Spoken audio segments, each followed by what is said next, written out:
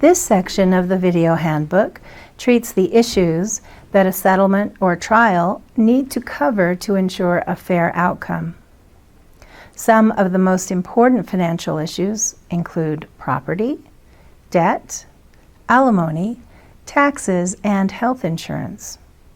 This chapter cannot cover every potential issue, nor will all apply in your situation. For counsel about your individual case, consult your attorney. Remember to be completely honest. Property is anything that is owned by a person or entity. Property is divided into two types. Real property is any interest in land, real estate, or the improvements on it. Personal property is everything else. Premarital property ordinarily includes all property acquired during marriage, whenever obtained, and from whatever source derived. Separate property ordinarily includes premarital property, gifts, and inheritances, including any appreciation that may accrue during the marriage. First, determine whether a particular item of property is separate property or marital property. Separate property is usually acquired before the marriage or outside the marriage, such as by gift or inheritance. Marital property is generally all other property acquired by you and your spouse together or by you and your spouse during the marriage. Generally, you leave separate property alone. Your separate property stays with you, and your spouse's separate property stays with him or her. 2. Fully and completely inventory all the marital property to be divided. 3. Determine the value of each item of marital property to be divided.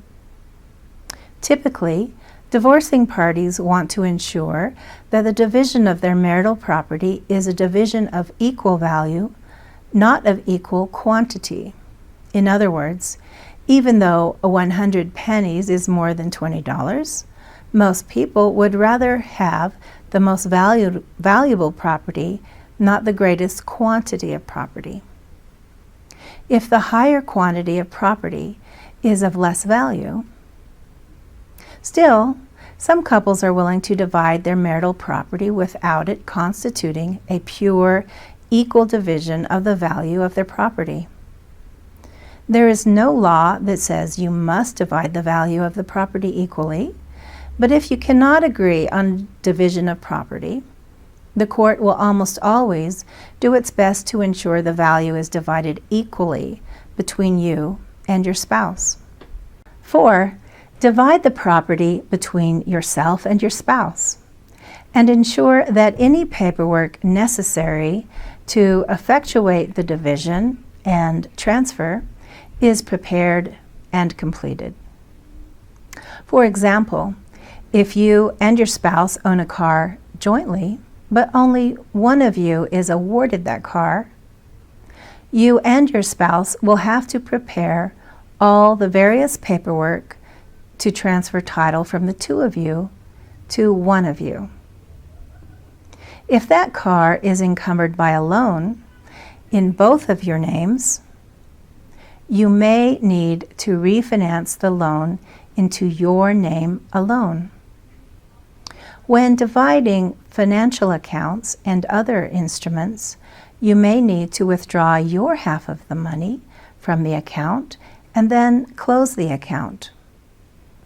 You may be required to open a new account to protect the money from early withdrawal or tax penalties. 5. If you and your spouse cannot agree upon how to divide some or all of your marital property, then the court will do that for you. Most judges are not interested in listening to evidence about who should get each dish towel. A judge will frequently simply order, if there is any disagreement on personal property, that the property be sold and the proceeds equally divided between you and your spouse. Typically, both parties are required to pay any debts of the marriage equally, just as they're entitled to equal distribution of the assets. However, parties may reach other agreements, and the court usually approves these. Occasionally, the court itself will rule that parties do not have to pay debts equally. Family courts are courts of equity or fairness, so the judge has quite a bit of room to make decisions and is not required to make all decisions equal. If the court finds an equitable reason not to divide responsibility for debts equally between you and your spouse, the court may order you to bear responsibility for marital debts in proportion to how much of the combined household income each of you earned during the marriage. So, if you earn 70% of the household income and your spouse earned 30%, you may be ordered to pay 70% of the marital debt and your spouse ordered to pay 30%. Just as we discussed concepts of and the difference between separate property and marital property in the other video, there is separate debt and marital debt too.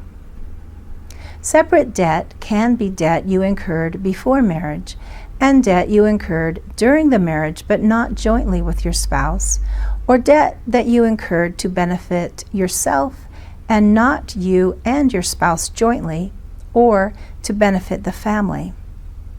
So even if your spouse incurred debt in his or her name alone, but did so for your benefit or the benefit of the family, the judge can treat that debt as a marital debt and usually will. Your judge may rule that a certain debt belongs to only one party and is not a debt of the marriage.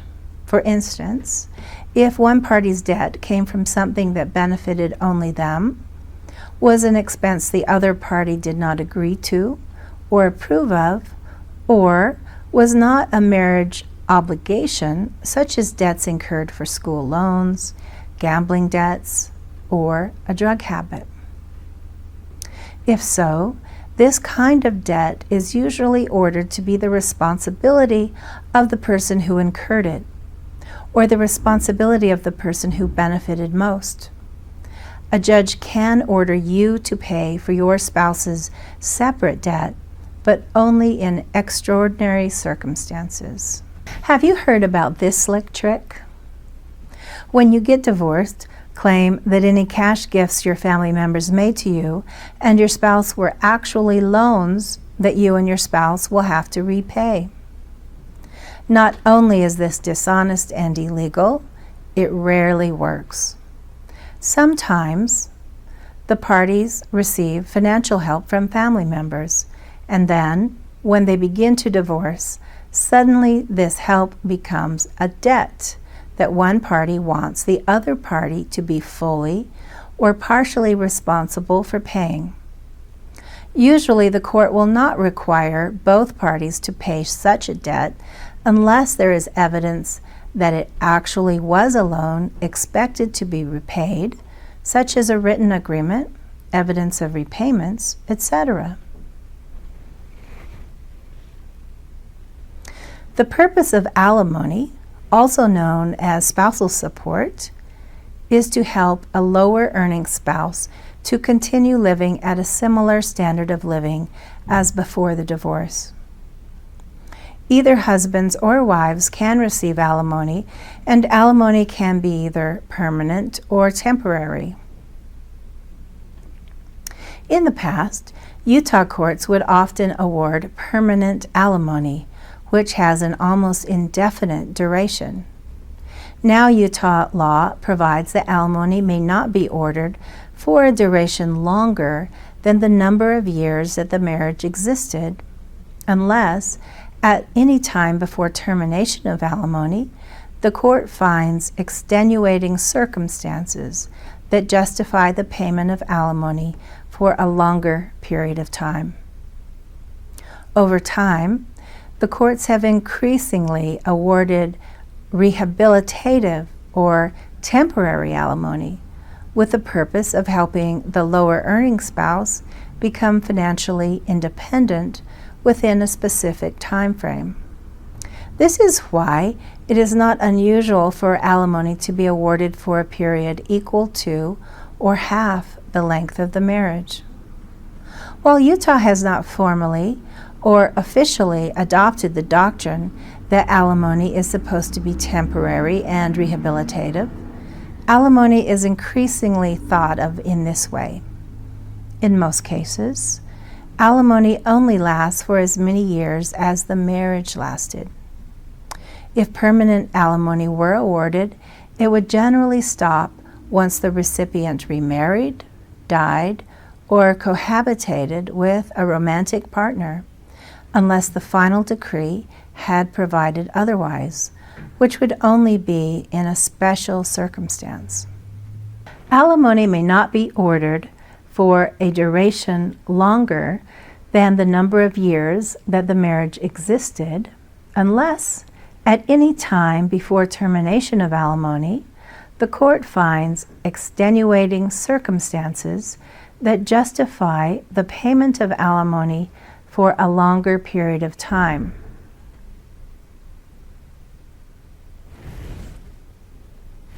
Yeah, it did that again. There's some kind of script, I wondered what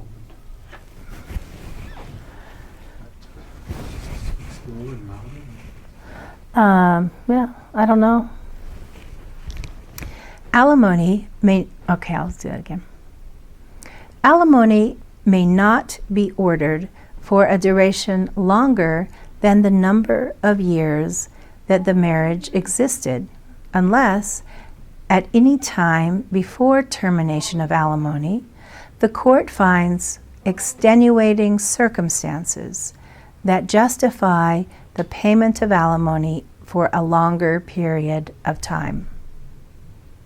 Just because alimony can last as long as the marriage does not mean the court must award alimony for a period of time equal to the length of the marriage. Marriage of short duration may result in no alimony awarded at all.